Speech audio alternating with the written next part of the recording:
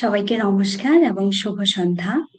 সংগ্রাম আর প্রতিকূলতার দীর্ঘ ইতিহাস পেরিয়ে আমাদের নারী সমাজ আলোকিত হচ্ছে শিক্ষার আলোয়, এগিয়ে যাচ্ছে উন্নয়নের পথে। কিন্তু এই উন্নয়নের পথে সব থেকে বড় বাধা যৌতুক। এই যৌতুক আমাদের নারীদেরকে কুরে কুরে খাচ্ছে। আজ ১লা মে আন্তর্জাতিক শ্রমিক দিবস। শ্রমিকদের মর্যাদা এবং তাদের অধিকার আদায়ের এই দিনে আমরা কথা বলতে এসেছি নারীদের কর্মসংস্থান নিয়ে। আপনারা যে যেখান থেকে আমাদের আজকের এই অনুষ্ঠান দেখতেছেন, সকলকে জানাই স্বাগতম। আমাদের অনুষ্ঠানের আজকের বিশেষ অতিথি হিসেবে আছেন প্রতিমা রায় দিদি, instructor, food technology, Chapainawabganj polytechnic institute. দিদি, আপনাকে স্বাগতম। কেমন ধন্যবাদ। আছেন? হ্যাঁ, ভালো। কেমন আছেন? হ্যাঁ দিদি, আমিও ভালো আছি। তো আমরা চলে যাই আমাদের মূল আলোচনায়।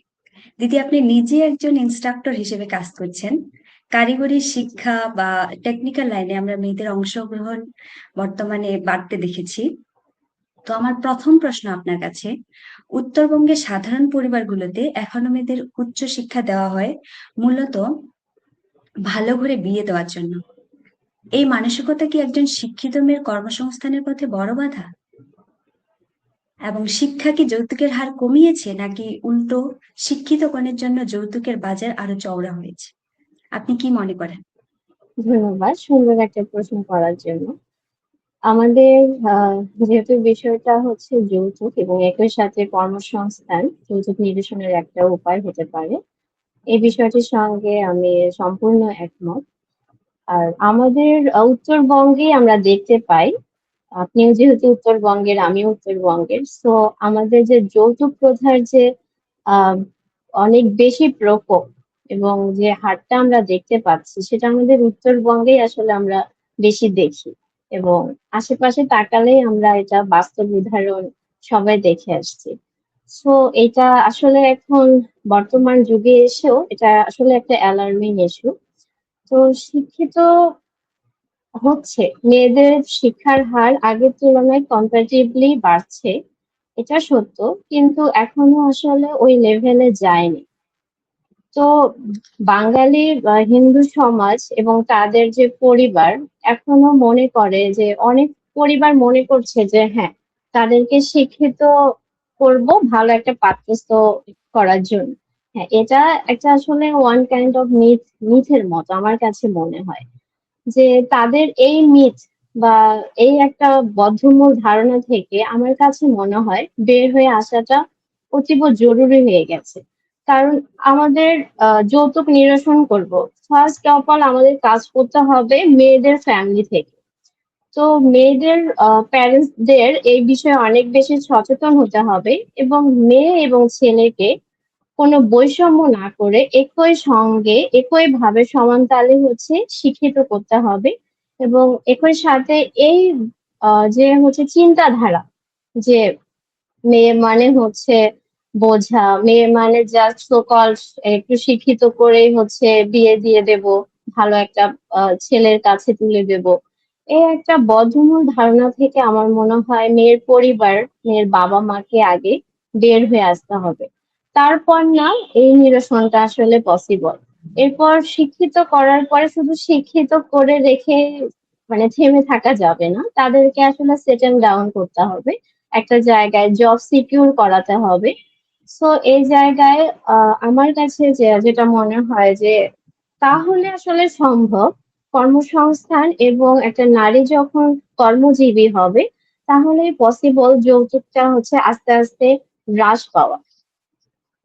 তো আমার কাছে মনে হয় উত্তরবঙ্গের প্রতিটা বাবা মার কাছে আমার আসলে রিকোয়েস্ট থাকবে, তাদের এই ধারণা থেকে তারা যেন অতি দ্রুত বের হয়ে আসে। তাহলে আমরা আসলে সমাজের একটা উল্লেখযোগ্য চেঞ্জেস দেখতে পাবো। আদারওয়াইজ আসলে শুধুমাত্র কর্মসংস্থান, শুধুমাত্র নারী শিক্ষা দিয়ে কখনোই হচ্ছে পসিবল না, যদি না আমাদের ফ্যামিলি, আমাদের সোসাইটি, আমাদের পারিপার্শ্বিকতা হচ্ছে চেঞ্জ না হয়, তাদের দৃষ্টিভঙ্গির যদি চেঞ্জ না ঘটে, সামাজিক ভাবে যদি সচেতন না হয়। দিদি, আমার মনে হয় যে আমাদের উত্তরবঙ্গে মেয়েদের বোঝা মনে করে, বিশেষ করে যৌতুকের কারণে। কারণ বাবা মারা মনে করে বিয়ে দিয়ে, মানে একটা মেয়ের বিয়ে দেওয়ার সময় তাকে যে হারে যৌতুক দেওয়া হয়, 20 লাখ, 30 লাখ, আমাদের উত্তরবঙ্গে, মানে উত্তরবঙ্গের প্রেক্ষাপটে হ্যাঁ, বলতেছি, যে হ্যাঁ, 20 লাখ, 30 লাখ অবশ্যই। বাবা মারা এবং মনে। 20-30 লাখ এটা হচ্ছে ইনক্রিজ করছে, এবং এটা একটা সোশ্যাল স্ট্যাটাস মেনটেন হচ্ছে। এটা আমি আসবো, আমি কিছু বাস্তব উদাহরণও অ্যাড করব এখানে লাইভে, যেহেতু আমি একটা প্ল্যাটফর্ম পেয়েছি কিছু বলার জন্য। সো আস্তে আস্তে আমি আসবো, কিছু শেয়ার করবো আমি এখানে। আচ্ছা দিদি, আপনি অনেক চমৎকার বললেন। আসলে স্বাবলম্বী হওয়া মানেই শুধু ডিগ্রি নেওয়া নয়। এবার একটি বাস্তব প্রেক্ষাপট নিয়ে আমি বলি। আমাদের উত্তরবঙ্গের জেলাগুলোতে কৃষি বা চাতাল শিল্পে নারীদের বিশাল অবদান আমরা দেখতে পাই, কিন্তু এই শ্রমের কোনো আনুষ্ঠানিক স্বীকৃতি নেই। আপনার কি মনে হয় এই না এই নারীদের যদি উদ্যোক্তা হিসেবে গড়ে তোলা যেত, তবে কি তার পরিবারে যৌতুকের বিরুদ্ধে শক্ত অবস্থান নিতে পারতেন? বিশেষ করে ফুড অব- টেকনোলজির মতো বিষয়গুলোর উত্তরবঙ্গের গ্রামীণ নারীদের কিভাবে পরিবর্তন আনতে পারে?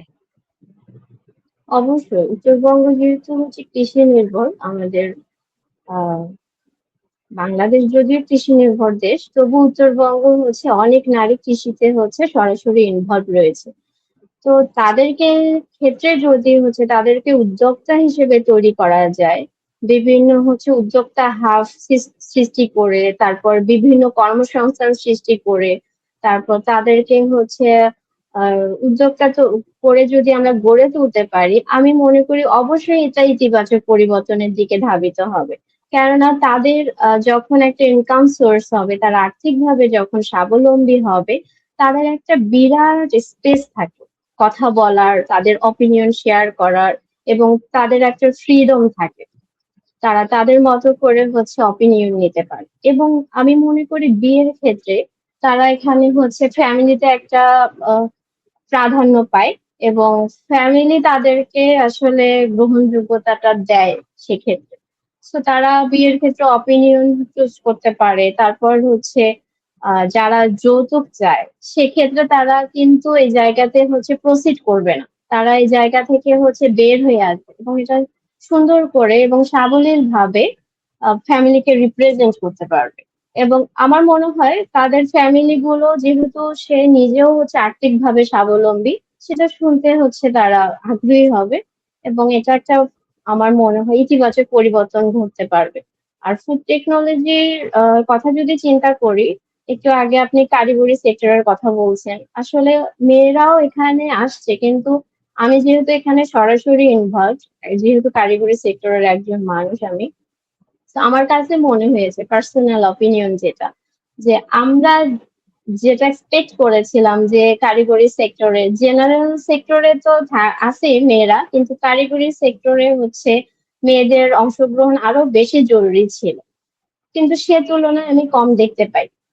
তো এখানে তাদেরকে আগ্রহী করে তুলতে হবে, তাদেরকে মোটিভেশন দিতে হবে যে কারিগরি শিক্ষায় হচ্ছে আসলে তাড়াতাড়ি জব সিকিউর হবে, এবং তারা বিভিন্ন হচ্ছে দক্ষতা সম্পন্ন হবে, স্কিলফুল হবে। সো তাড়াতাড়ি তাদের কাজে প্রবেশ করার একটা সুযোগ তৈরি হয়ে যাবে। সো এক্ষেত্রে তারা কর্মক্ষম নারী হিসেবে সোসাইটিতে স্বীকৃতি পাবে।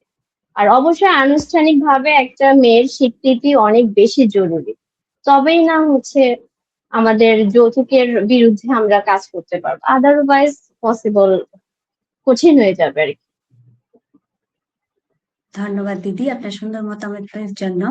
দিদি, আরেকটি তিক্ত বাস্তবতার কথা বলি। বর্তমানে অনেক পরিবার হ্যাঁ, চাকরিজীবী অবশ্যই। পুত্রবধূ খোঁজে, কিন্তু বিয়ের পর দেখা যায় সে নারীর বেতনের উপর তার নিজের কোনো অধিকার থাকে না। পুরোটা শ্বশুর বাড়ি নিয়ন্ত্রণ করে। এই যে বেতনভোগী কনের প্রতি আগ্রহ, এটি কি নারীর প্রতি প্রকৃত ক্ষমতায়ন, নাকি যৌতুকের একটি আধুনিক ও ভিন্ন রূপ? এবং একজন নারী কর্মজীবী হওয়া সত্ত্বেও কেন তাকে এই আর্থিক পরাধীনতা মেনে নিতে হবে? আপনি কি মনে করেন এই বিষয়ে? না, এটা হচ্ছে নারীর ক্ষমতায়ন ঠিক আছে, সে যেহেতু জব সিকিউর করেছে, আমি এখানে অবশ্যই হচ্ছে এগ্রি করছি যে সে নারীর ক্ষমতায়ন এখানে সিকিউর করেছে। বাট ক্ষমতায়নটাকে রেসপেক্ট অপোজিট পক্ষ করছে না। সে যে ক্ষমতায়ন অ্যাচিভ করলো, কিন্তু সে অ্যাচিভমেন্টের যেটা হচ্ছে স্বীকৃতি পাওয়া, সেটা হচ্ছে তার পাত্রপক্ষ বা শ্বশুর বাড়ির লোকজন তাকে রেসপেক্ট করছে না। যেহেতু তাকে এইভাবে ট্রিট করছে, সে চিন্তা করছে যে হ্যাঁ, সে চাকরি করছে, তার হচ্ছে পুরো বেতনটা হচ্ছে আমার ফ্যামিলিতে কন্ট্রিবিউট করবে। আসলে এটাও একটা মেয়েদের পরাধীনতা। কারণ তাহলে তার স্বাধীনতায় সে হচ্ছে ইন্টারেক্ট করবে। কারণ মেয়ের মেয়েদের পেছনে যে ইনভেস্টমেন্ট বাবার কিন্তু কম থাকে না। একটা মেয়েকে যে লাইফস্টাইল দেয়া এবং ওরা ছোট থেকে হচ্ছে বড় করা এবং তাদেরকে প্রতিষ্ঠিত জায়গায় নিয়ে যাওয়া, এটার পেছনে কিন্তু মেয়ের বাবার যথেষ্ট ইনভেস্টমেন্ট থাকে।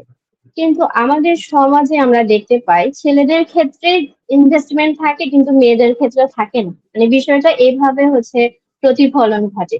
এটা অ্যাকচুয়ালি মানসিকতার প্রতিফলন। তো এখানে আসলে আমরা কাউকে জাস্ট কিছু কথা বলে কারো দৃষ্টিভঙ্গির আসলে পরিবর্তন করতে পারবো না, যতক্ষণ না সে নিজে থেকে এটা উপলব্ধি করবে যে একটা মেয়েকে এতদূর পর্যন্ত নিয়ে আসার জন্য মেয়েটার যেমন অনেক স্ট্রাগল ফেস করতে হয়, মেয়েটার যেমন অনেক চ্যালেঞ্জ ফেস করতে হয়, ঠিক তেমনি মেয়ের বাবাকেও অনেক ইনভেস্ট করতে হয়। তারপরে যখন মেয়েটা হচ্ছে জব সিকিউর করছে, একটা ছেলে আর একটা মেয়ের আমি যখন কম্পেয়ার করব, একটা মেয়ের জব পাওয়ার জন্য আসলেই অনেক স্ট্রাগল করতে হয়। আমি নিজেও এই লাইফে ছিলাম, স্ট্রাগল করেছি, এখন একটা সেটেল জায়গায় এস্টাবলিশড হয়েছি। সো আমি আহ, নিজের লাইফ থেকে আমি দেখেছি যে অনেক বেশি হচ্ছে প্রতিকূলতা, অনেক বেশি স্ট্রাগল ফেস করতে হয়। আমি বলছি না, আমি কাউকে এখানে ছোট করছি না। তো আমার কাছে মনে হয় এটা ছেলেদের হচ্ছে উপলব্ধির একটা বিষয়, ছেলের এবং ছেলের পরিবারের যদি উপলব্ধি করতে পারে, তাহলে তারা আসলে তার ক্ষমতায়নে আসলে ইন্টারেক্ট করবে না। তারা বিষয়টাকে হচ্ছে সমভাবে হচ্ছে ডিল করার মাধ্যমে সংসার লাইফটা হচ্ছে পরিচালিত করতে পারবে। Thank you. ধন্যবাদ দিদি। দিদি, আমাদের অনেক মধ্যবিত্ত পরিবারে একটা ধারণা প্রচলিত আছে যে মেয়েকে অনেক আসবাবপত্র বা গয়না দিয়ে বিয়ে দিলে সমাজে তাদের মাথা উঁচু হয়, এমন একটা ধারণা কিন্তু আমরা দেখি হুম, প্রায়। হুম। অথচ এই অর্থ দিয়ে মেয়েকে স্বাবলম্বী করার কথা তারা ভাবেন না। তারা চায় যে সমাজে মেয়েকে অনেক বেশি আসবাবপত্র গয়না দিলেই মনে হয় তাদের বেশি অ্যাপ্রিসিয়েট করবে সমাজ, এটাই ভাবে। এই যে সামাজিক মর্যাদার সাথে যৌতুককে গুলিয়ে ফেলা, এই মানসিকতা পরিবর্তনের জন্য কর্মসংস্থানকে কিভাবে প্রধান প্রধান হাতিয়ার হিসেবে আমরা তুলে ধরতে পারি? সুন্দর প্রশ্ন। ধন্যবাদ। আসলে হচ্ছে মেয়েদেরকে বাবারা হচ্ছে বিয়ের সময় মানে দেখা যায় কিছু না চাইলেও হচ্ছে আসবাবপত্র, তারপর হচ্ছে যেটাকে বলে সাজিয়ে দেয়া বিয়ের সময়। হ্যাঁ? তো এটা হচ্ছে কেন করে? এটা হচ্ছে করে মেয়েটা যখন শ্বশুর বাড়িতে যায়, প্রথম কোশ্চেনই আসে, সবাই দেখতে আসে মেয়েটাকে কি কি দিল। এটা আমাদের আসলে সামাজিক একটা কি বলবো, সামাজিক একটা হচ্ছে মিথের মতো যে হ্যাঁ, ট্রেন্ড হয়ে গেছে যে হ্যাঁ, মেয়ে মানে তো একে তো হচ্ছে নগদ টাকা দেবে, দুই নগদ টাকা না দিলেও তাকে হচ্ছে আসবাবপত্র থেকে শুরু করে সব পণ্য তাকে হচ্ছে দিয়ে দিবে। তো জাস্ট এই কোশ্চেন যাতে অ্যারাইজ না হয়, এই কোশ্চেনের ভয়ে বাবারা হচ্ছে চায় যে তার মেয়েটা ওখানে হচ্ছে ভালো মতো থাকুক। বাবারা চায় তার মেয়ে ওখানে রেসপেক্ট পাক। বাবারা চায় যে ওখানে তার মেয়ে হচ্ছে নতুন একটা পরিবেশে গিয়ে কথা না শুনুক, যাতে তাকে কেউ ইনসাল্ট না করে, যাতে কেউ তাকে হচ্ছে হেয় প্রতিপন্ন না করে। সো তারা হচ্ছে এই টেন্ডেন্সিটা হচ্ছে অপোজিট পক্ষ থেকে আসলে হয়ে গেছে। এটার জন্য আমাদের সমাজেই দায়ী, সমাজে এটার জন্য রেসপন্সিবল যে তারা এইভাবে ট্রিট করার জন্য বাবারাও এইভাবে মাইন্ডসেট তৈরি করে ফেলেছে শুরু থেকে যে আমার মেয়েকে এত এত জিনিস দিতেই হবে। তো এখানে আমি কারেকশন করতে বলবো মেয়েদের বাবাকে। আপনি যেটা বললেন যে যে টাকা দিয়ে আসলে মেয়েকে অনেক কিছু দেয়, আসলে এখানে তো একটা বড় অঙ্কের টাকা খরচ হয়ে যায়। সেটা অ্যামাউন্ট আমরা চিন্তা করলে আসলেই অনেক বাজেট, অনেক বড় বিগ বাজেট এখানে খরচ হয়ে যায়। তো সেক্ষেত্রে বাবারা যদি এইভাবে চিন্তা করে যে এই টাকাটা আমি হচ্ছে টাকা দিয়ে জিনিস না কিনে দিয়ে, এই টাকাটা মেয়ের বিয়েতে না দিয়ে আমি মেয়েকে আসলে আর্থিকভাবে স্বাবলম্বী করি। মেয়ের যেমন নারীর ক্ষমতায়ন হবে, তার মেয়েটা হচ্ছে তার শ্বশুরবাড়ির পরিবারে গিয়ে তার অপিনিয়ন দেওয়ার একটা ক্ষমতা থাকবে এবং সে সুন্দরভাবে তার লাইফটা হচ্ছে পরিচালিত করতে পারবে। আমার কাছে মনে হয় আসলে বাবাদের এখানে চেঞ্জ দরকার, বাবাদের মানসিকতার চেঞ্জও দরকার এখানে। হ্যাঁ দিদি, আমরা যদি এই বিষয়ে সচেতনতা বাড়াতে পারি তাহলে মনে হ্যাঁ, হয় যে সচেতনতা আমরা অবশ্যই বাড়াতে হবে। হ্যাঁ, এটা থেকে একটু সরে আসতে পারবো। যে আপনি যেহেতু কারিগরি শিক্ষা বা টেকনিক্যাল লাইনে আছেন, আপনার কাছে আমি এখন জানতে চাইবো, মানে আমাদের প্রান্তিক এলাকাগুলোতে বিশেষ করে গ্রামগুলোতে হস্তশিল্প বা ফুড প্রসেসিং এর মতো ছোট ছোট কাজকে আমরা কেন এখনো বড় পেশা হিসেবে সম্মান দিচ্ছি না? যদি এই স্থানীয় কাজগুলো প্রাতিষ্ঠানিক রূপ পেত, তবে কি গ্রাম থেকে মেয়েদের যৌতুক দিয়ে শহরে পাঠানোর প্রবণতা কমতো? হ্যাঁ, সুন্দর স্টেটমেন্ট। অবশ্যই যদি প্রান্তিক এরিয়াতে, যেহেতু প্রান্তিক এরিয়াতে যৌতুকের প্রবণতা আরো বেশি ভয়াবহ এবং আমরা খুব রিসেন্টও হচ্ছে একটা নিউজ দেখলাম সোশ্যাল মিডিয়াতে, হচ্ছে রাধা রানী যিনি, উনি হচ্ছে আহ, যৌতুকের কারণেই হচ্ছে তাকে হত্যা করা হয়েছে। তো আসলে প্রান্তিক এরিয়া থেকে আমরা এই নিউজগুলো অনেক বেশি পাচ্ছি। তো সো আমরা যদি প্রান্তিক এরিয়াতে এই জিনিসগুলো ডেভেলপ করি, ফুড বিষয়ে হচ্ছে কিছু কাজ, তারপর হচ্ছে হস্তশিল্প, তো ওখান থেকে যদি জিনিসগুলা হচ্ছে একটু তাদের পারিশ্রমিকটা যদি যথাযথ দেয়া হতো, তাহলে আসলে তারাও ওখান থেকে ক্ষমতায়ন অ্যাচিভ করতো, তারাও আসলে আর্থিকভাবে স্বাবলম্বী হতো। কিন্তু এখনো আরেকটা কথা যে এখনো আসলে ওই প্ল্যাটফর্মটা তৈরি হয়নি যে প্রান্তিক পর্যায়ে তাদেরকে হচ্ছে আনুষ্ঠানিকভাবে স্বীকৃতি দেয়া। এটা আমাদের অনেক লিমিটেশন আছে, যেমন হচ্ছে তারাও হচ্ছে রিস্ক করতে পারছে না। তারপর হচ্ছে বিভিন্ন যে উদ্যোগগুলো হচ্ছে আসলে প্রপার ভাবে এখনো ওই জায়গা পর্যন্ত রিস্ক করে নাই। দ্যাটস ওয়াই তাদের যে কাজগুলো ওই লেভেলে এখনো স্বীকৃতি পাচ্ছেন। কিন্তু যদি স্বীকৃতি পায়, যদি স্থানীয়ভাবে তাদের কর্মসংস্থানের ব্যবস্থা করা হয়, তাদের কাজগুলো কিন্তু অনেক পরিশ্রম দিয়ে করে এবং অনেক নিখুঁত ভাবে করে। সো তাদের যে প্রাপ্তিটা, তাদের যে প্রাপ্যটা, আমরা যদি তাদেরকে হচ্ছে দেয়ার সুযোগ করে দিই, তাদের কিছু প্ল্যাটফর্মে অ্যাড করে দিতে পারি, এটা হচ্ছে অনলাইনের মাধ্যমেও আমরা হচ্ছে প্রচার প্রসার করতে পারি, তাহলে আসলে আমার কাছে মনে হয় এটা বিস্তৃত ভাবে হচ্ছে তারা কর্মসংস্থানের সুযোগ পাবে। তখন তাদেরকে টাকা দিয়ে হচ্ছে আসলে শ্বশুর বাড়ি পাঠানোর প্রবণতা হচ্ছে নির্মূল না হলেও আস্তে আস্তে হ্রাস পাবে। আমার কাছে এটা মনে হয়।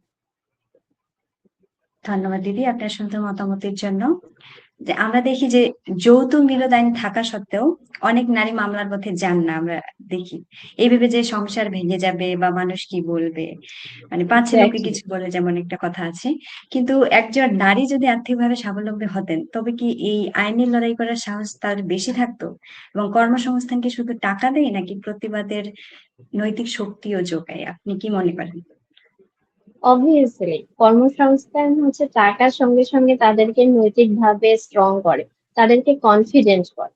একটা আনএডুকেটেড জবলেস নারীর কনফিডেন্স আর একজন জব হোল্ডার নারীর কনফিডেন্স সেম হবে না। একজন কর্মজীবী নারী অনেক বেশি কনফিডেন্ট হবে এবং সে তো তার অধিকার সম্পর্কে হচ্ছে জানবে, তার কি অধিকার পাওয়া দরকার, কি অধিকার থেকে সে বঞ্চিত হচ্ছে। সে একজন শিক্ষিত কর্মজীবী নারী কিন্তু সে সম্পর্কে অবহিত থাকে। তো অন দ্য আদার হ্যান্ড একজন কর্মহীন আনএডুকেটেড মেয়ে কিন্তু জানেই না যে তার অধিকারটা কি, সে তো হচ্ছে একটা গণ্ডিতেই হচ্ছে পড়ে থাকে। সো তার মধ্যে তো ওই কনসাসনেসটা নেই যা হচ্ছে একটা কর্মজীবী মহিলার মধ্যে আছে। সো সে যখন হচ্ছে ডিপ্রাইভড হবে, তার রাইট নিয়ে যখন হচ্ছে সে অস্থিতিশীল অবস্থায় পড়বে, তখন সে অবশ্যই হচ্ছে আহ একটা আহ, মামলাতে যাবে। তারপর হচ্ছে কোন প্রসেসে আগালে তার রাইটটা ফিরে পাবে, কোন প্রসেসে সে এগোলে হচ্ছে তার প্রপার হচ্ছে রেসপেক্ট পাবে, মর্যাদা পাবে, সে হচ্ছে এই জিনিসটা হচ্ছে ফলো করার মতো যথেষ্ট তার প্ল্যাটফর্ম থাকবে, সুযোগ থাকবে এবং সে স্পেস পাবে কথা বলার মতো, যেটা একজন আসলে কর্মহীন নারী কখনোই পাবে না।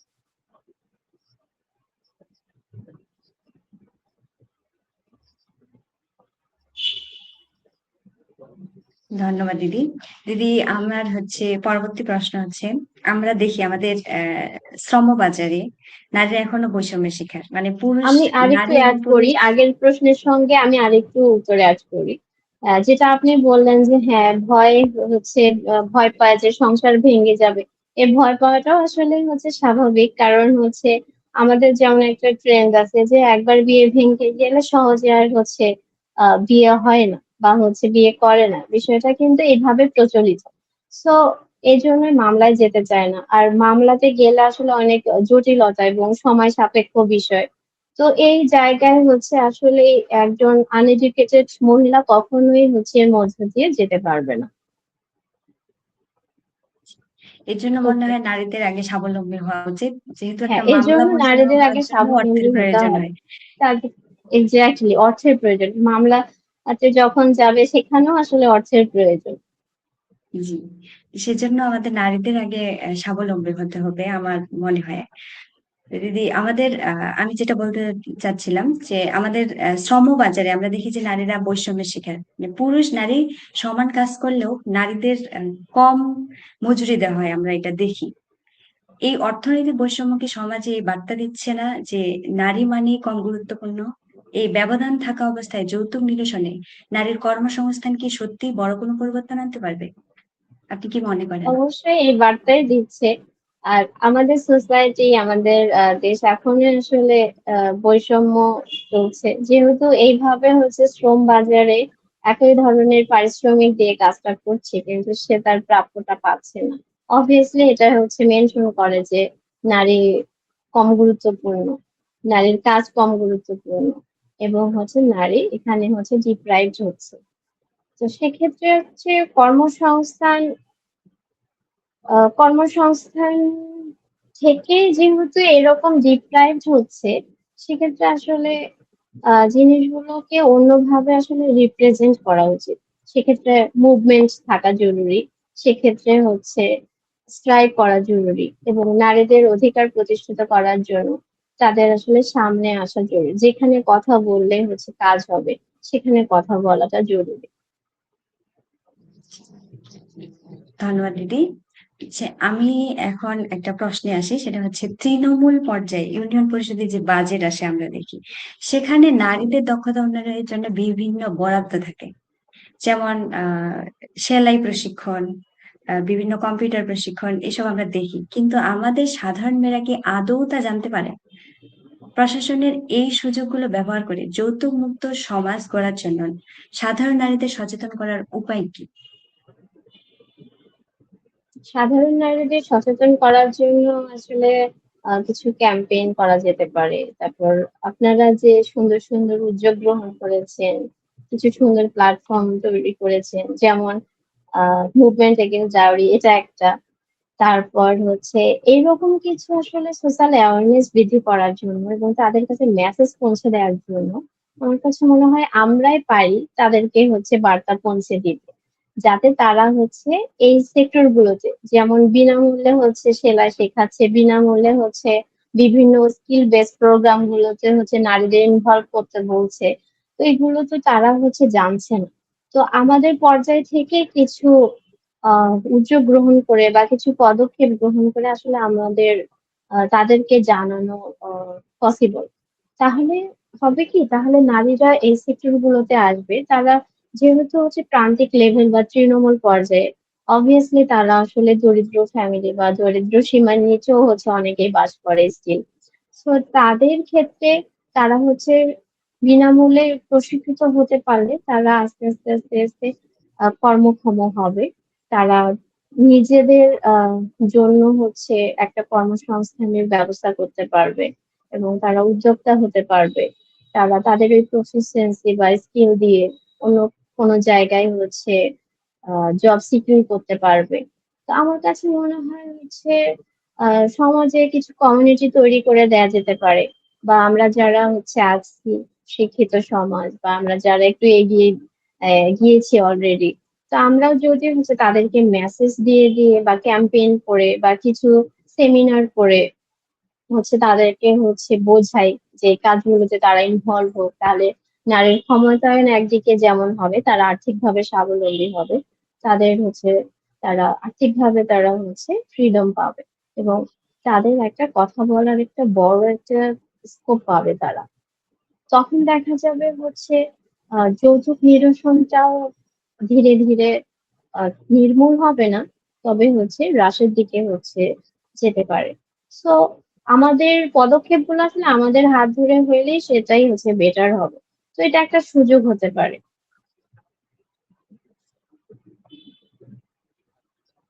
ধন্যবাদ দিদি। আমরা সাধারণত মনে করি নারীরা যদি সরকারি চাকরি বা উপার্জনের ক্ষমতা থাকে তাহলে যৌতুক প্রথা কমে যাবে, মানে আমরা এটা মনে করি যদি। কিন্তু আমরা উত্তরবঙ্গের গ্রামীণ সমাজে বিশেষ করে আমরা দেখব যে উচ্চশিক্ষিত বা চাকরিজীবী মেয়ের বিয়ের ক্ষেত্রেও যৌতুক দিতে হয়, আমরা দেখি।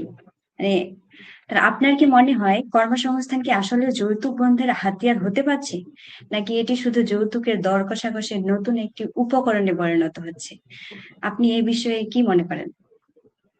ধন্যবাদ, এবং সুন্দর এবং একদম বাস্তবধর্মী একটা প্রশ্ন করার জন্য। এবং আসলে কর্মসংস্থান হচ্ছে যৌতুক নিরসনের একটা উপায় হতে পারে, কিন্তু কর্মসংস্থান যৌতুক নিরসনের সবকিছু নয়। এর সাথে আসলে কাজ করতে হবে সামাজিক সচেতনতা বৃদ্ধির জন্য, তারপর মানসিক যে স্থায়ী পরিবর্তনটা, ইতিবাচক পরিবর্তনটা। আমরা শিক্ষা বলতে কি বুঝি? আমরা শিক্ষা বলতে বুঝি হচ্ছে মানসিকতার স্থায়ী ইতিবাচক পরিবর্তন। কিন্তু আমাদের কি আদৌ স্থায়ী ইতিবাচক পরিবর্তন ঘটছে? ডাওরি তো আমরা শিক্ষিত সমাজে এখন অন্যভাবে দেখতে পাচ্ছি, তাই তো? আমরা যেমন হচ্ছে আগে যেটা ডাওরি ছিল, এখন সেটা উপহার। কিন্তু উপহার হলেও তো এটা পরোক্ষভাবে ডাওরির মধ্যেই পড়ছে। তো আমরা আসলে আহ নৈতিকতা এবং মূল্যবোধ থেকে সরে আসার কারণে, আমরা শিক্ষিত হওয়ার কারণে আমাদের আসলে পুরুষ সমাজ এবং হচ্ছে তাদের পরিবার এখন এই জায়গা থেকে আসলে সরে আসতে পারে না। এবং আমার কাছে মনে হয় যে তাদের যে দৃষ্টিভঙ্গিটা, এবং আমি আমার রিয়েল লাইফ থেকে হচ্ছে কিছু এক্সাম্পল দিচ্ছি, তাদের দৃষ্টিভঙ্গিটা কেন জানি হচ্ছে প্রগতিশীল হচ্ছে না। একটা শিক্ষিত মেয়ে যে পরিমাণ প্রগতিশীল হচ্ছে, একটা শিক্ষিত ছেলের মধ্যে আমি হচ্ছে ওই লেভেলের হচ্ছে যে একটা হচ্ছে প্রোগ্রেসিভ টেন্ডেন্সি বা হচ্ছে পজিটিভ মাইন্ডসেট, এই জিনিসটা হচ্ছে দেখতে পাচ্ছি না। তারা চিন্তা করছে যে হচ্ছে তারা শিক্ষিত হচ্ছে, তারা একটা জব সিকিউর করছে, এবং তারা হচ্ছে যৌতুক নিয়ে হচ্ছে বিয়ে করবে, এবং এই যৌতুকটাকে তারা হচ্ছে টেকেন ফর গ্রান্টেড হিসেবে নিয়ে নিচ্ছে। যে হ্যাঁ, আমি একটা হচ্ছে গভর্নমেন্ট জব হোল্ডারদের ক্ষেত্রে যদি আমি বলি, তারা মনে করে যে আচ্ছা আমি তো এই জব করি। এবং আরো হচ্ছে সুন্দর করে আমি হচ্ছে কিছু উদাহরণ দেই। আমি জবের জন্য আমি কিছুদিন গ্রামে ছিলাম। আমি ৩-৪ বছর আগেও জানতাম না যে আমাদের দেশে এখনো ডাউরি নিয়ে এত বেশি হচ্ছে ভয়াবহ রূপ এখনো হচ্ছে সোসাইটিতে ছড়ায় ছিটায় আছে। তো গ্রামে থাকার কারণে আমার আসলে রুট লেভেলে অনেক মানুষের সঙ্গে মেশা হয়েছে, তাদের সঙ্গে কথা বলা হয়েছে। তো আশেপাশে যারা হচ্ছে বিয়ে করতো, তো আমি একটা কিউরিসিটি নিয়ে কোশ্চেন করতাম যে টাকা কত নিল, যৌতুক কত নিল। জাস্ট আমার পার্সোনাল কিউরিসিটি, নাথিং এলস। তো হচ্ছে আমি দেখতাম যে হচ্ছে যে একটা রেঞ্জ, আমি পার্সোনালি একটা রেঞ্জ সেট আপ করলাম যে আচ্ছা আসলে ডাউরিটা কিভাবে হচ্ছে নিচ্ছে দেখি তো। তারা সোসাইটি মানে স্ট্যাটাস মেনটেন করার জন্য জব, মানে একটা গ্রাফের মতো, যে হচ্ছে 13তম গ্রেডের জব করছে তাদের একটা লেভেল, তারপর হচ্ছে 10 গ্রেডের জব করছে তাদের একটা লেভেল, এবং 9 গ্রেড এবং আপার লেভেলের জব করছে তাদের একটা লেভেল। তো আমি দেখলাম যে আশেপাশে হচ্ছে একটা একজন হচ্ছে রেলওয়ে জব করতো, রেলওয়েতে 16 বা 17তম গ্রেডে। সে টাকা নিল হচ্ছে 16 থেকে 17 লাখ। আর আনুষঙ্গিক বিষয় তো আমরা জানি যে বাবা রা হচ্ছে আরো বেশি দিয়ে থাকে অর্নামেন্টস, তারপর হচ্ছে আসবাবপত্র, সেটা হচ্ছে কাউন্টেবল না। কিন্তু আমরা হচ্ছে নগদ অর্থটা যদি দেখতে পাই, সে হচ্ছে যৌতুক হিসেবে নিল হচ্ছে 16 থেকে 17 লাখ। এবং একজন প্রাইমারি টিচারের কাছ থেকে আমি শুনলাম, সে নিল তাদের যে হচ্ছে রেস 13 থেকে হচ্ছে 15 লাখ। প্রাইমারি টিচার 15 বা 17 18 এরকম। তারপরে একজন ব্যাংকার হচ্ছে 20 থেকে 25 লাখ।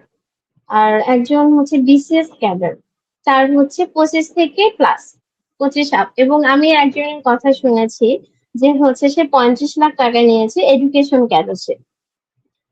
তারপর এমন একজনের কথা শুনেছি। এগুলো সব হচ্ছে বাস্তব উদাহরণ এবং গ্রামে থাকা সুবাদে আমি আশেপাশের জায়গাগুলো থেকে এগুলো হচ্ছে ডেটা নিয়েছিলাম। তো ব্যাংকার নিয়েছে হচ্ছে 15 লাখ। ব্যাংকার হচ্ছে যার কাছ থেকে 15 লাখ টাকা নিল, সে কিন্তু একজন, মেয়েটা কিন্তু প্রাইমারি টিচার। তো সেখানে যদি আমি একটু ইনক্লুড করি, কর্মসংস্থানও আসলে যৌতুক নিরসনের পথ না। যেহেতু মেয়েটাও তো জব করছে, কিন্তু তারপরেও তো মেয়েটাকে হচ্ছে টাকা দিতে হয়েছে, যৌতুক দিতে হয়েছে। আসলে মানসিকতার যদি ইতিবাচক পরিবর্তন না ঘটে, ছেলেরা বা ছেলের ফ্যামিলি যতদিন না মেয়েদেরকে পণ্য হিসেবে এই জিনিসটা থেকে বের হতে না পারবে, ততদিন আসলে যৌতুক প্রথা আসলে কন্টিনিউয়াসলি চলতেই থাকবে। আমার কাছে এটাই মনে হচ্ছে। এবং আমরা শিক্ষিত হচ্ছি, কিন্তু শিক্ষিত সমাজের মধ্যে এর ভয়াবহতা বিশাল আকার ধারণ করছে। কারণ অনেকের ক্ষেত্রে আবার টেন্ডেন্সি দেখতে পাচ্ছি, তারা সরাসরি নিচ্ছে না, কিন্তু তারা গোপনে নিচ্ছে, কিন্তু তারা নিচ্ছে। কারণ কি, বিষয়টা ওখানেই দাঁড়ায় যে শিক্ষিত হয়েছে, আসলে সুশিক্ষিত হয়নি। সুশিক্ষিত জিনিসটা কিন্তু আলাদা বিষয়। সুশিক্ষিত যদি হতো তাহলে প্রথমেই হচ্ছে নারীকে রেসপেক্ট করতো। আর যে নারীকে রেসপেক্ট করে সে কখনো যৌতুক নামক যে ব্যাধিটা, আমরা তো সবাই জানি যে এটা একটা ব্যাধি, সামাজিক ব্যাধি। আমরা তো সবাই জানি এটা একটা গুরুতর অপরাধ, শুধু অপরাধ না, এটা গুরুতর অপরাধ। যে তারপরে আমরা এই অপরাধটাকে হচ্ছে গ্রান্টেড করে নিয়েছি। কেন নিয়েছি? কারণ আমাদের তো ইতিবাচক পরিবর্তন ঘটেনি। আমরা সবাই শিক্ষিত হয়েছি, আমরা সো কল শিক্ষিত, বাট ওই লেভেলের যে মননশীলতার পরিবর্তন, উচ্চ চিন্তা শক্তি সম্পন্ন মানুষে আমরা আসলে পরিণত হতে পারিনি। আসলে আমরা নৈতিক এবং মূল্যবোধ শিক্ষাটা ধারণ করতে পারিনি। সো আমরা হচ্ছে এরকম এই জন্যই আমরা এরকম একটা অপরাধ কাজ খুবই বিনা দ্বিধায় চোখ বন্ধ করে করতে পারি। এবং টাকা চাওয়ার যে একটা প্রবণতা, এটা তো একটা লজ্জাজনক কাজ। এবং উত্তরবঙ্গে আমি হচ্ছে ম্যাক্সিমাম হিন্দু ছেলেদের ক্ষেত্রে দেখেছি যে তারা সুন্দর মতো হচ্ছে টাকা চেয়ে ফেলে। কেন? এই জিনিসটা কেন আসবে? যেখানে আজকে 2026 সাল, ফোর্থ টায়ার, ফিফথ টায়ারের এক যুগে, যেখানে আমাদের যৌতুকের তো নিশ্চিহ্ন হয়ে যাওয়ার কথা, সেখানে আসলে আমি দুঃখ প্রকাশ করছি যে আমাদের এখনো যৌতুক নিয়ে হচ্ছে টক শো করতে হচ্ছে, এখনো যৌতুকের বিরুদ্ধে কাজ করতে হয়েছে। আমরা তো ছোটবেলায় দেখেছি টিভিতে বিভিন্ন প্রোগ্রাম হতো, পথনাটক হতো এই যৌতুক বন্ধ করার জন্য। কিন্তু এখন এসেও দেখা যাচ্ছে এটা ভিন্নভাবে, ভিন্ন আঙ্গিকে আমাদের সোসাইটিতে দাঁড়িয়েছে, যেটা আরো বেশি লজ্জাকর। তো আমার আরেকটা আমি বাস্তব উদাহরণ দেব। এজন্য দেব আসলে যাতে আমার বার্তা শুনে আসলে কিছুটা হলেও সোশ্যাল অ্যাওয়ারনেস ক্রিয়েট হয়। এটাই আসলে আমার হচ্ছে পারপাস। তো আমি একজনকে ফেস করলাম, একটা ছেলেকে ফেস করলাম, সে আমাদের ঢাকা ইউনিভার্সিটির আমাদের ব্যাচমেটই।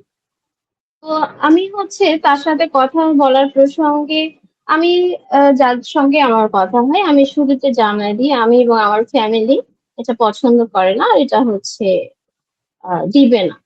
তাহলে বিষয়টা ক্লিয়ার হয়ে যায়, তাহলে আর কথা বলার কিছু থাকে না, আর বিষয়টা প্রসিড হয় না। সো তার সঙ্গে কথা বলার প্রসঙ্গে আমি বললাম যে আহ, অনেক কথা তো হলো, তো আপনি এই লেনদেনের বিষয়টা কিভাবে দেখেন? সে গভর্নমেন্ট সার্ভিস করতো। তো সে আমাকে একদম সুন্দর সাবলীল, একদম সহজ স্বীকারোক্তি, কেন এটা তো দিতেই হবে। আমি জাস্ট শকড। আমি বললাম কেন দিতে হবে? বলতেছে না এটা তো হচ্ছে প্রথা। তো প্রথা তো আমাদেরই ক্রিয়েশন, তাই না? এই প্রথাটা তো আমরাই ক্যারি করছি। আমরা যদি জি। চেঞ্জ না হই তাহলে প্রথা তো কন্টিনিউ হবে। তা আমি তাকে হচ্ছে একটু আর্গু করলাম যে কেন এই প্রথা থেকে তো বের হওয়া উচিত। আপনি একজন এডুকেটেড এবং ঢাকা ইউনিভার্সিটির মতো স্বনামধন্য একটা ইউনিভার্সিটিতে আপনি পড়াশোনা করেছেন। আপনার কি মনে হয় না যে আপনার এখান থেকে হচ্ছে বের হওয়া উচিত? সে বলতেছে কেন আমি বের হলে আমার পরিবার বের হবে না। আমি তখন তাকে বোঝালাম আপনি কেন পরিবারকে বোঝাতে সক্ষম হচ্ছেন না, কনভিন্স করেন দেখেন হয় কিনা। কারণ আমি যতটুকু জানি যারা হচ্ছে আমাদের পাবলিক ইউনিভার্সিটিতে পড়ে আপনিও জানেন তাদের অনেকেই হচ্ছে আহ, হ্যাঁ অনেকেই নিজি পরিবারে থাকে। আমি ডিসরেসপেক্ট করছি না, আমি রেসপেক্ট দিয়ে কথা বলছি। কিন্তু তারা কিন্তু ফ্যামিলির একটা ফোকাল পার্সন। তাদের কিন্তু কথা পরিবার শোনে। তাহলে এই যৌতুকের কথা কেন তাদের পরিবার শুনবে না? তার মানে তারা পরিবারকে হচ্ছে সামনে ঢাল হিসেবে ইউজ করে যে বাবা চাচ্ছে পরিবার মানছে না। তো আমার অ্যাকচুয়ালি মনে হয় কি ছেলেটা যদি হচ্ছে চায় সে পারবে। কিন্তু সে তখন উদাহরণ দিল যে না আসলে এটা পসিবল না, টাকা নিতেই হবে। কেন আমার বাসার পাশে তো আমাকে 50 লাখ টাকা দেওয়ার জন্য দিয়ে মেয়ে দিবে। তা আমি তখন বললাম যে তাহলে আপনাকে তো এটা লুফে নিতে হবে। আমাদের সোসাইটিতে তো ছেলেরা এমন না যে 50 লাখ টাকা দিতে চাচ্ছে টোপ ফেলছে বা মেয়ের বাবারা হচ্ছে লোভ দেখাচ্ছে আর ছেলেটার লোভ সংবরণ করছে, এরকম ছেলে তো আমি দেখি না। তো আপনি কেন এটা নেবেন না? তো বলছে না আমি আসলে চাচ্ছি জব হোল্ডার একটা মেয়েকে বিয়ে করতে। তো তাহলে তো আপনি জব হোল্ডার মেয়েকে বিয়ে করবেন আবার হচ্ছে ডাউরি নিবেন, এটা তো ঠিক না। তো যাই হোক বিষয়টা আসলে মানসিকতার প্রতিফলন তো তখন পেয়ে গেলাম। সো এটা আসলে দুঃখজনক আমার কাছে মনে হয়। আরেকটা হচ্ছে আরেকটা এক্সাম্পল আমি দেই যে সেখানে হচ্ছে ফ্যামিলিটা এডুকেটেড ছিল, হোল ফ্যামিলি এডুকেটেড এবং ছেলেও হচ্ছে একটা জব করে। তো প্রথমে হচ্ছে তাদের মানসিকতাটা এত সুন্দরভাবে হচ্ছে রিফ্লেক্ট করেছে যে এটা আসলে ইমপ্রেস করার মতো। যে কোনো মেয়েকে ইমপ্রেস করবো যে একটা এডুকেটেড ফ্যামিলি তারা একটা জব হোল্ডার মেয়েকে তারা হচ্ছে রেসপেক্ট করছে এবং মূল্যায়ন করছে। তারপর যখন হচ্ছে প্রসিড করতে লাগলো তখন হচ্ছে তাদের পক্ষ থেকে কথা আসছে যে তাদের বাড়ি সরি এই মুহূর্তে রিকল করতে পারছি না। আসলে তাদের হচ্ছে বিয়েতে যে পরিমাণ খরচ হবে সেই খরচটা নাকি হচ্ছে মেয়ের বাবাকে হচ্ছে ক্যারি করতে হবে। But why? মানে আমার কথা হয় মেয়ের ফ্যামিলি ওয়েল অফ, মেয়ে হচ্ছে জব করে, মেয়ের ফ্যামিলি এডুকেটেড, আর ছেলের ফ্যামিলি ওয়েল অফ, তাহলে কেন ছেলের ফ্যামিলির প্রত্যেকটা খরচ মেয়ের ফ্যামিলিকে দিতে হবে? তাহলে এটা কি চিপ মেন্টালিটির না? অবশ্যই আমি বলবো এটা চিপ মেন্টালিটি। জি, সো আসলে দৃষ্টিভঙ্গির পরিবর্তন যদি ইতিবাচক ভাবে না ঘটে আমাদের সোসাইটি থেকে কখনোই আসলে যৌতুক নিরসন করা পসিবল না। এটা কর্মসংস্থান যতই হোক না কেন, কর্মসংস্থান একটা পথ হতে পারে, কিন্তু কম্বাইন্ড ভাবে যখন কাজ না করবে, যেমন আইন আছে, আইনের প্রয়োগ, দৃষ্টান্তমূলক কিছু শাস্তি, সেটা হচ্ছে দেখেও মানুষ হচ্ছে ভয় পাবে। তারপর একের সাথে সোশ্যাল অ্যাওয়ারনেস বাড়াতে হবে। দৃষ্টিভঙ্গির অ্যাকচুয়াল যেটা পরিবর্তন, নৈতিক এবং মূল্যবোধ শিক্ষা, এটা প্রাপ্ত করে এটা ধারণ করতে হবে এবং এটা ভেতর থেকে আসলে রিয়েলাইজ করতে হবে। তখনই শুধু হচ্ছে আমাদের সোসাইটি থেকে এই ব্যাধিটা আসলে নির্মূল করা পসিবল। Thank you. ধন্যবাদ দিদি। আপনি যে দ্বিতীয় উদাহরণটা দিলেন যে আপনার ব্যাচমেট ঢাবির, উনি বলেছেন যে যৌতুক একটা প্রথা সেজন্য নিতেই হবে। আমি মুভমেন্ট এগেইনস্ট ডাউরির সভাপতি হিসেবে তার উদ্দেশ্যে বলতে চাই যে আমাদের সমাজে আগেও অনেক কুপ্রথা ছিল, যেমন সতীদাহ প্রথা, এছাড়াও আরো অনেক প্রথা ছিল। তো এই প্রথাগুলো কুপ্রথা আসলে, এগুলো এখন আর নেই। তেমন যৌতুক প্রথাটাও আমাদের সমাজের হুম। একটা কুপ্রথা। এটা কোনো আমাদের আমাদের কিন্তু উন্নতি বা যৌথ কিছুই প্রথাটা করতেছে না, হচ্ছে আমাদের কোনো কেন সুফল বয়ে এখনো আনতেছে না। সাস্টেইন করছে এটাই আসলে আমার বোধগম্য না।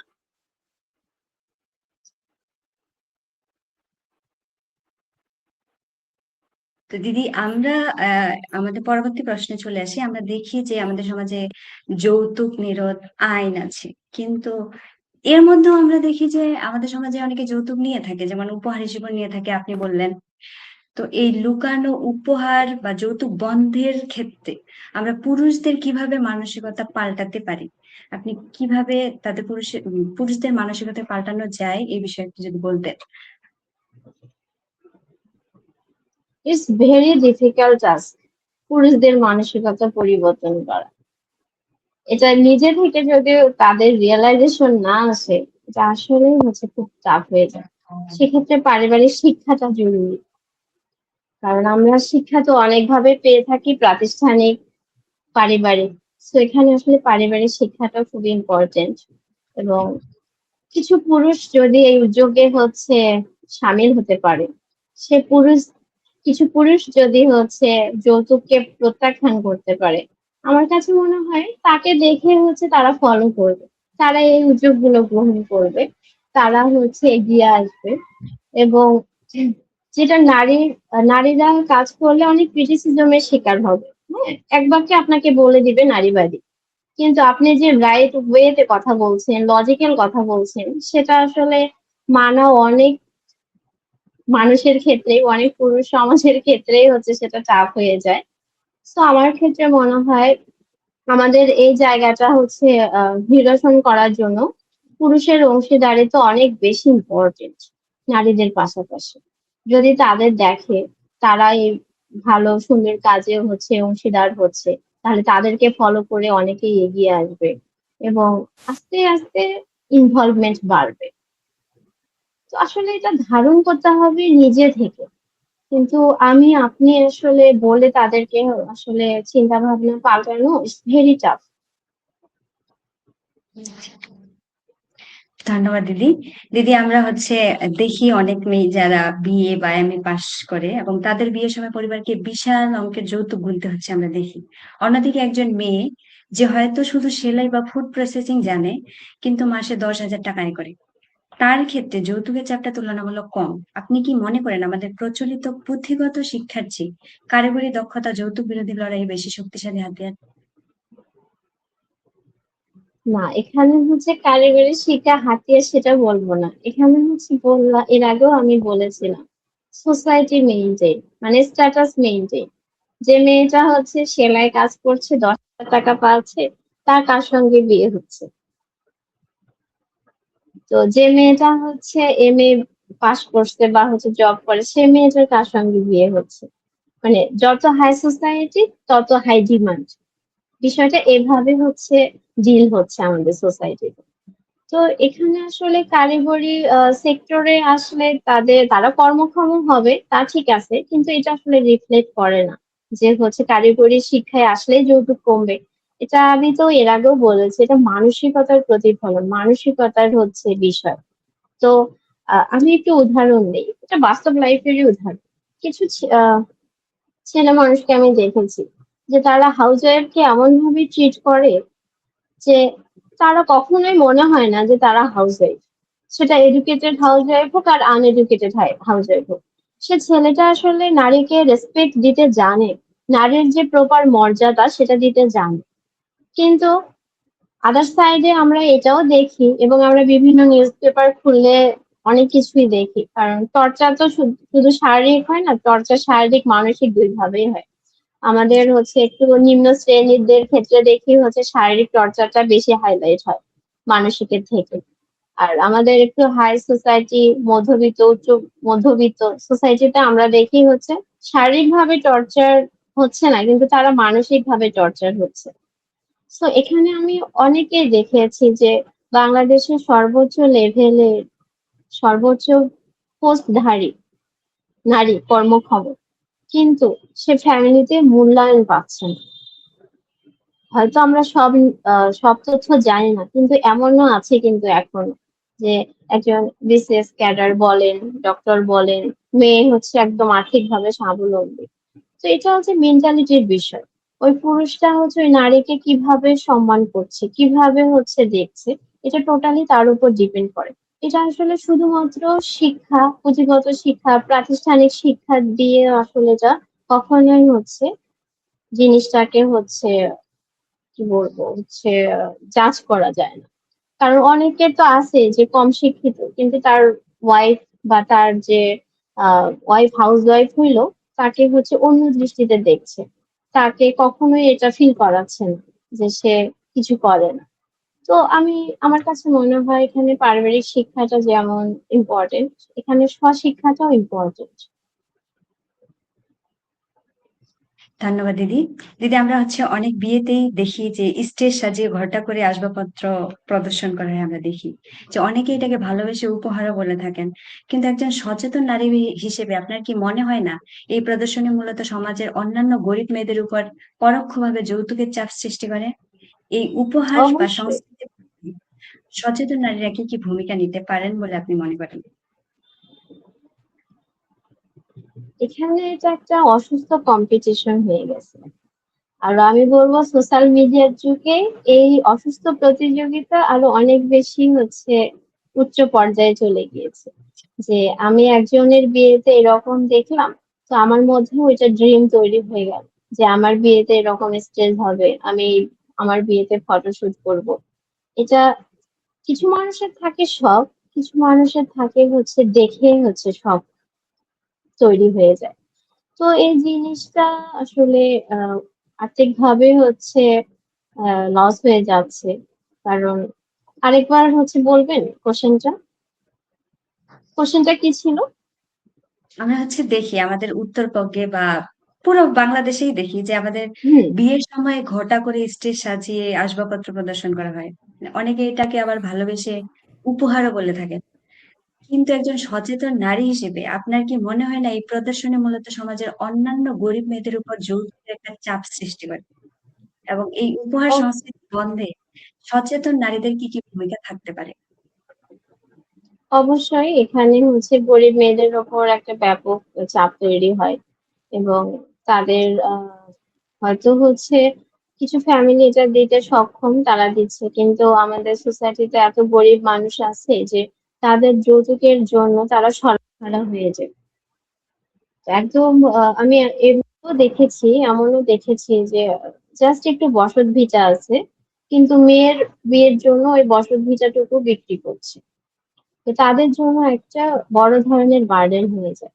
তো যখন এইরকম কোনো সিনারি তারা দেখতেছে, তাদের অটোমেটিক্যালি তাদের উপর একটা প্রেশার যাচ্ছে। তো অ্যাজ এ সচেতন কনসিয়াস নারী হিসেবে আমি বলবো এই প্রথা থেকে সরে আসতে হবে। আর এই প্রথা থেকে তখনই আমরা সরে আসতে পারবো যখন মেয়ের বাবারাও এটাকে একসেপ্ট করবে যে না, আমার মেয়েকে আমি শিক্ষিত করব, জব সিকিউর করব, কিন্তু আমি আসবাবপত্র বা স্টেজ সাজায় প্রদর্শনীমূলক জিনিস দেব না, দেখাবো না। তো সেক্ষেত্রে তাদের সাথে সাথে ছেলেদের ফ্যামিলিকেও কনসাস হইতে হবে। তাদের দৃষ্টিভঙ্গির পরিবর্তন আসলে ঘটানো দরকার। তাদের নৈতিক এবং মূল্যবোধ শিক্ষাটা ধারণ করা দরকার। আমি বারবার ইনক্লুড করছি, আসলে আমরা যদি নৈতিক এবং মানবিক এবং মূল্যবোধ আমাদের মধ্যে ধারণ করতে না পারি, আমরা এই ব্যাধি থেকে আসলেই দূরে যেতে পারবো না।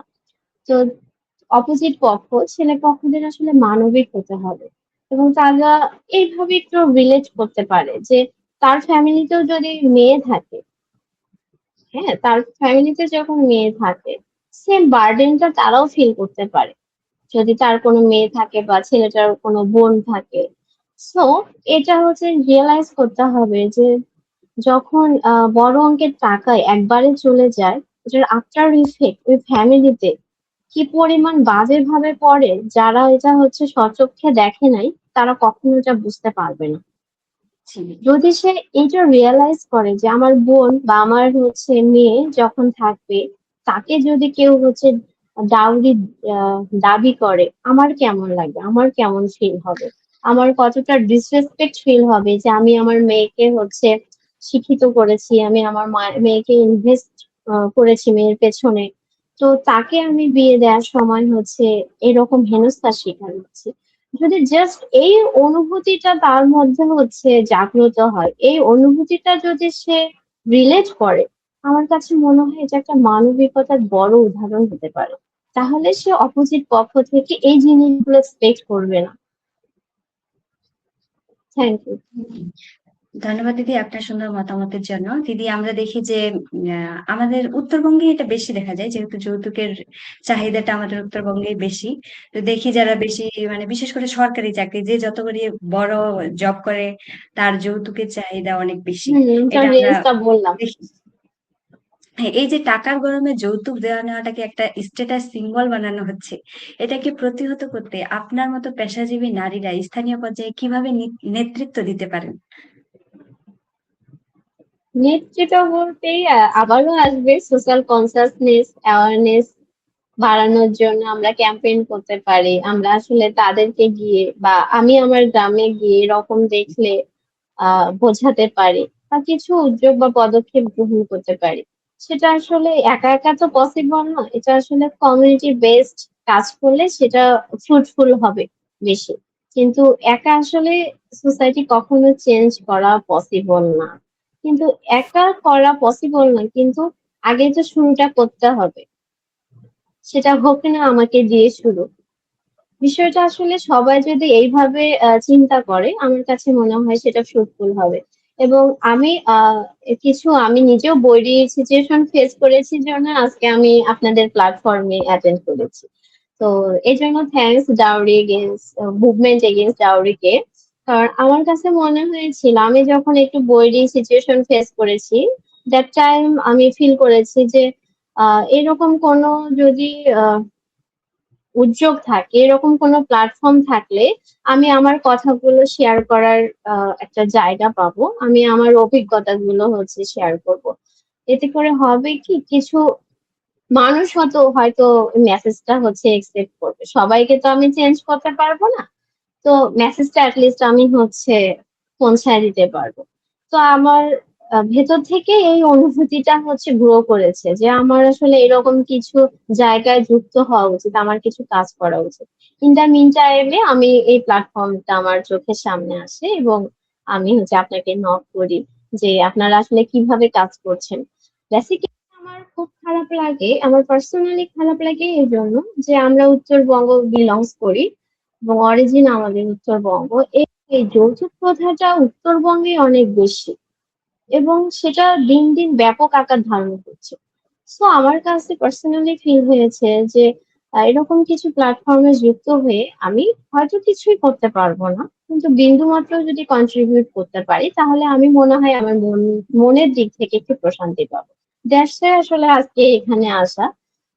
সো থ্যাংকস এই প্ল্যাটফর্মে কে এবং এর সঙ্গে যে যুক্ত হয়ে আপনারা সুন্দর সুন্দর উদ্যোগ গ্রহণ করেছেন এবং সুন্দর সুন্দর পদক্ষেপ ইতিমধ্যে আমি জেনে গিয়েছি।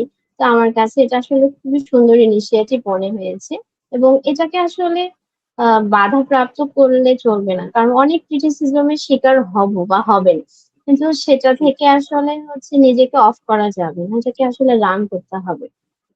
তো আমার কাছে মনে হয় যে আমিও যেহেতু কনসাস একজন কর্মজীবী উইমেন, আমিও আপনাদের সাথে কিছু যদি কন্ট্রিবিউশন করতে পারি, সেটা হোক টক শো হোক, আমি কোনো সেমিনারে অ্যাটেন্ড করলাম বা প্রান্তিক পর্যায়ে, কারণ এটা তো আরো ভয়াবহ রূপ প্রান্তিক পর্যায়ে আমরা দেখতে পাই। ওখানে গিয়ে যদি আমরা ক্যাম্পেইন করে করে সবাইকে বোঝাতে পারি। আমি আরেকটু অ্যাড করি, যেমন প্রাইমারি টিচার একটা প্রান্তিক পর্যায়ে যদি আমরা শিক্ষিত একটা প্ল্যাটফর্ম দেখি, সেটা কিন্তু দেখি প্রাইমারি স্কুল আছে প্রত্যেকটা জায়গায়, সেটা যতটা রিমোট এরিয়ায় হোক না কেন, চর এরিয়াতেও প্রাইমারি স্কুল আছে। তো টিচারদের প্রতিও আমার আসলে হাম্বল রিকোয়েস্ট থাকবে, তারা আসলে নারীদের শিক্ষিত করার জন্য, মানে স্কুলমুখী করার জন্য, যেন তাদের যে হোম ভিজিটটা আছে, তারা যেন বাসায় গিয়ে গিয়ে একটু অভিভাবকদের সাথে একটু ডিল করে, তাদেরকে একটু মোটিভেট করে, যাতে নারীর যে শিক্ষার্থীগুলো আছে তাদেরকে সুন্দর এবং আহ সাবলীল ভাবে স্কুলে পাঠায়। তাহলে আসলে একটা ব্যাপক পরিবর্তন আমরা আশা রাখতে পারি। যদি আমরা অনুষ্ঠানের একেবারে শেষ পর্যায়ে চলে আসছি, তো আপনি দর্শকদের উদ্দেশ্যে যদি কিছু বলতে চান তাহলে বলতে পারেন। দর্শকদের উদ্দেশ্যে বলবো, আমাদের সাথে থাকার জন্য অবভিয়াসলি অনেক অনেক থ্যাঙ্কস আমাদেরকে শোনার জন্য। তাদের উদ্দেশ্যে আমি একটা কথাই বলবো, আসলে আমরা আসলে নারীদেরকে পণ্য হিসাবে না না ট্রিট করে আমরা নারীদেরকে আসলে মানুষ হিসেবে ট্রিট করা শিখি। আমরা আসলে নারীদের যে প্রপার মর্যাদা পাওয়ার কথা, সে প্রপার মর্যাদা এবং সম্মানটা দিতে শিখি।